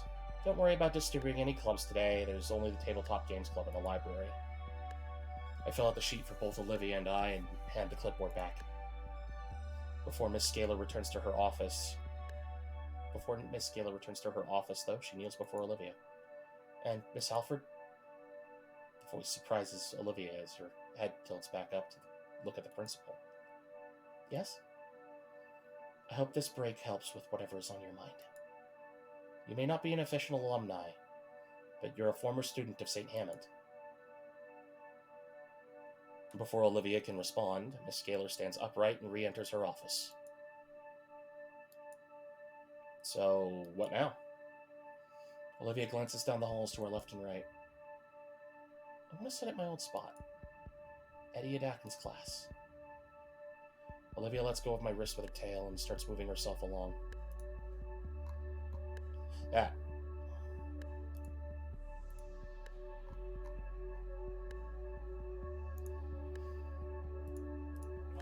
I follow closely behind, remaining silent so I don't break her focus. It's clear that there's a lot of emotions whirling through her. She looks up the staircase, then continues to the elevator around the corner. Oh, I didn't think this far ahead. We don't got the key, do we? If you need, I can carry you up. Olivia reaches into her chair pocket and pulls it out. She still had it. The elevator slides open like it always has for us. Another bout of nostalgia waves over me. Of all the times Olivia and I wrote it. One memory stands out though. Both of us huddled together in fear, and the door opens and I breathe the fresh outside air again. I always loved the open hallway up here.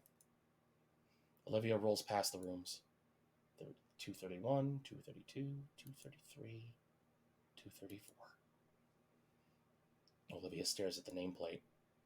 It now reads Miss Frizzer. She sighs. After a moment, I reach ahead and open the door for her. Inside is pretty similar.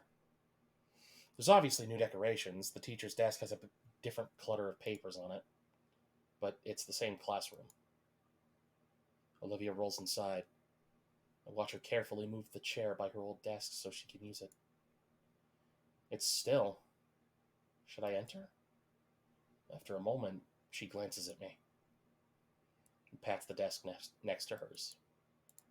I've been granted entry. When I take my seat, bits and pieces of my second day here surface within my mind. It's still here. Olivia's fingers is tracing something. It's a little indent in her wooden desk. The one she used as an inkwell. How'd you ever get away with doing that? The teacher was cool with it. She smiles. We both stare ahead to the front of the classroom. It's like the two of us showed up early for the day. And any minute now, an energetic Taro will waltz in, dramatically flapping his wings. There to take us on another learning adventure. Ready to give his all to teach us the values and craft of art. Olivia doesn't cry. Her fingers weakly tap against the desk, but she doesn't cry. After a while, she speaks up. You ready? Are you? She looks over with a slight smile. Yeah. I get up, push our chairs back into their original spots. Leaving, I turn around for one last look. I know Olivia is I know Olivia is as well. It probably really is the last time. I gently shut the door behind us. Bye. We ended up taking a short tour of the rest of the school, seeing the sights one more, the auditorium, the atrium, even the cafeteria. I got some of our old favorites from the vending machine. On the way out, we passed through the gala once more. I wonder. I stop at the trophy case. Olivia hears my footsteps have stopped and turned. Her landscape is gone. In its place, a plaque. Oh, God. Olivia rolls up to the glass case. I step aside for her. It holds an etched stone slab and several photographs illuminated by dim yellow lights. Surrounded by all the award-winning works of art by his students. And etched into the top of the polished stone lies his name embossed in gold leaf. Mr. Trent Iadakan, 201M 1986, 201M 2023, BC. Olivia hands clasp over her mouth. Olivia, are you? She shakes her head and lets her hands drop to her lap. Inco? Olivia rolls back to the front office. Inside, Principal Scaler looks up from a sheet she was filling out. Done with your sightseeing already? Though her tone is shaky, Olivia smiles and nods. Yes. Miss Scaler, Olivia wheels to her desk. They share a look, though I can't see what Olivia is doing from the entryway. But the principal. I see her face fall into a saddened frown. They're whispering something, and Miss Scaler's eyes are even getting misty. She wipes her face and nods, taking a blank sheet from her desk and writing on it. Olivia accepts the paper. Thank you, Miss Scaler. Of course, and Miss Scaler's frown transforms into a simple smile. I'll always be here at St. Hammond if you ever wish to talk, Olivia. That goes for you as well, Inco. Thanks, Miss Scaler. Olivia turns and leaves the office, wheeling past me. Hey, Olivia, what's up? She doesn't respond, instead heading straight for the school's exit. Following after her, I finally catch a glimpse of Olivia's face. Her face is set with determination. I have to move ahead and hold the doors open for Olivia, who beelines straight for our parked car. Olivia, wait up! She finally stops next to the passenger door and turns to me. What's going on? Sophia isn't expecting us for at least another hour. Good. We have time then. Time?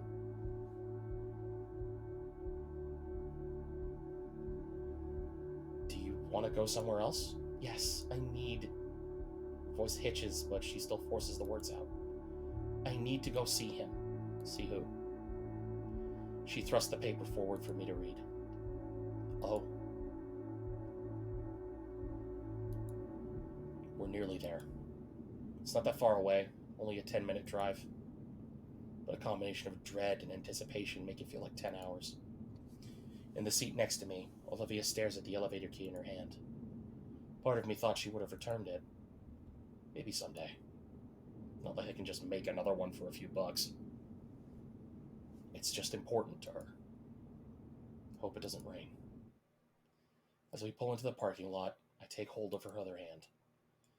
I can feel the nervous vibrations through our connected palms, and yet her fingers intertwine with mine tightly. It's a solemn place.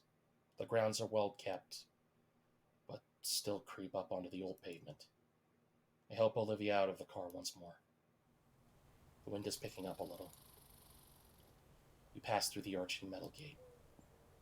She looks around at the sea of tombstones, completely lost. How are we going to find it here? I don't know.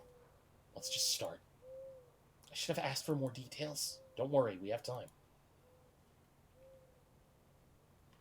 I push Olivia along the gravel trails, past rows and rows of graves. On rare occasions, a small mausoleum. Without the plot number, we have to scan over each tomb carefully. Olivia's breathing picks up. There! I think that's the one! She's pointing to a small tombstone 1 row ahead. Without hesitation, I pivot and push Olivia towards it. It's a similar plaque to the one at the school. Instead of engraved gold letters, it's simply carved into the stone. Olivia holds out a hand for a bit and lets it fall back into her lap. We found it. For a while, we rest in silence, just looking at the inscription on it. His teachings will continue into the new generation. I'm startled when Olivia pushes herself out of her wheelchair. She kneels before the small tombstone, and I move to kneel beside her. Olivia? I'm fine. I want to finally tell him, Inko. It takes me a moment for me to recall what she's referring to. It was nearly a year ago. That night that invades my dreams from time to time. I nod, laying a hand on her shoulder in solidarity. All right, Olivia. She looks at me and smiles a very fragile smile, and then begins. Mr. Iadakin, you were a lot of things for me. You taught me so much, everything I know when it came to art. And you tried to teach me about myself. Show me a way to live my life that was better than how I was back then. You used to grate on me when you would lecture me about my feelings. But I know you did it because you gave a damn. You gave a damn about me, about everyone around you. Even when I was being stupid and trying to hide away from everything, you came into my life and showed me that the world wasn't as bad as I saw it. Olivia's eyes turn to me, and I can see the tears flowing freely from down her cheeks and over her shaky smile. You were right about him too, Mr. Iadakin. I'm grateful to have you as a mentor, to have had you as a mentor. I promise, from now on, to you and to everyone, that I'll live my life unshackled by doubt and fear, like you had always taught me. Thank you, Mr. Iadakin. Olivia sits back down. I hate to think how all of this was weighing on her this whole time, but it's gone now. And thank you, Inko. I know it's been hard, and you've done so much for me. I promise I'll get better. I promise I'll be someone worth it all. I shut my eyes and move in to hug Olivia. Thank you so much for giving me the time. I love you. I love you too, Olivia. I'll get better.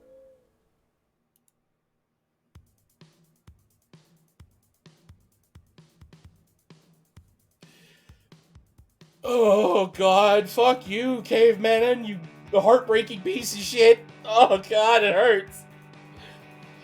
Oh, it's beautiful.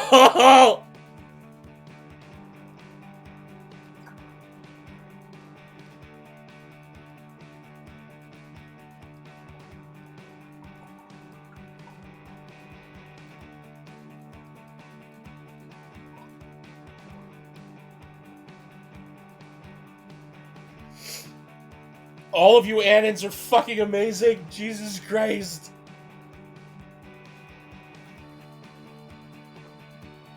You all did such amazing work.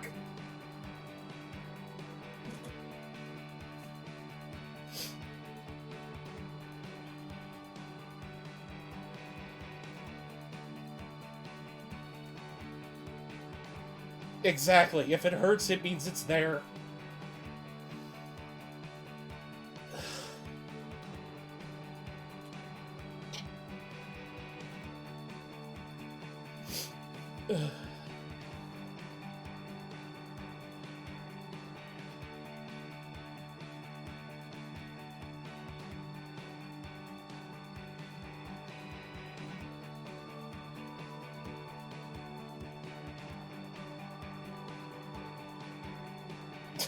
My stupid fucking ass.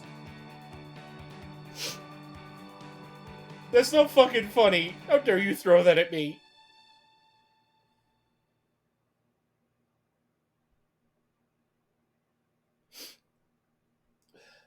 Ending 3 of 4. Well, I guess I know what I have to do in my off time. And find the other 3 endings. Ugh.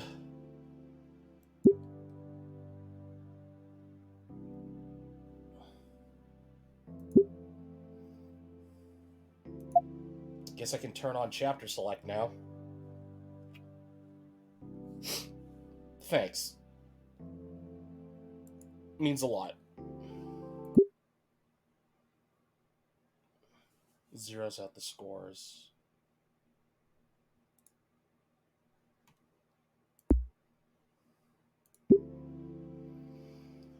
Right, I remember hearing that from a review on Snoot Game that they set it up so that your endings are dictated by a total score between character interactions between you and Olivia. What that score ends up at is the ending you get. Ugh.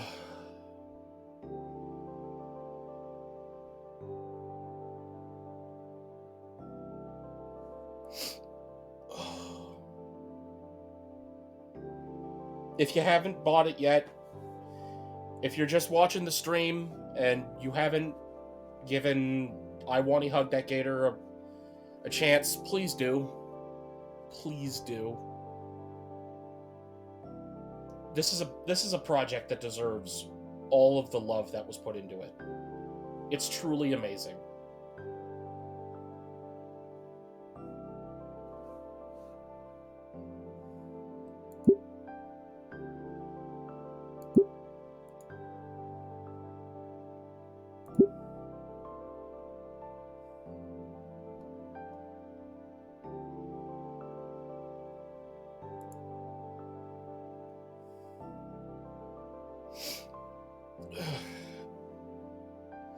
I know that Wani streams usually go for longer, but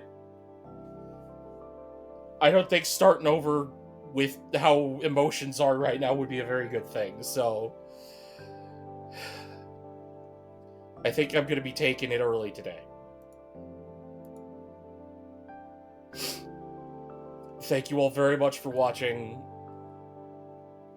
We'll be back next Tuesday, but until then, always remember you can't get good if you're busy being mad. Stay awesome, stay safe.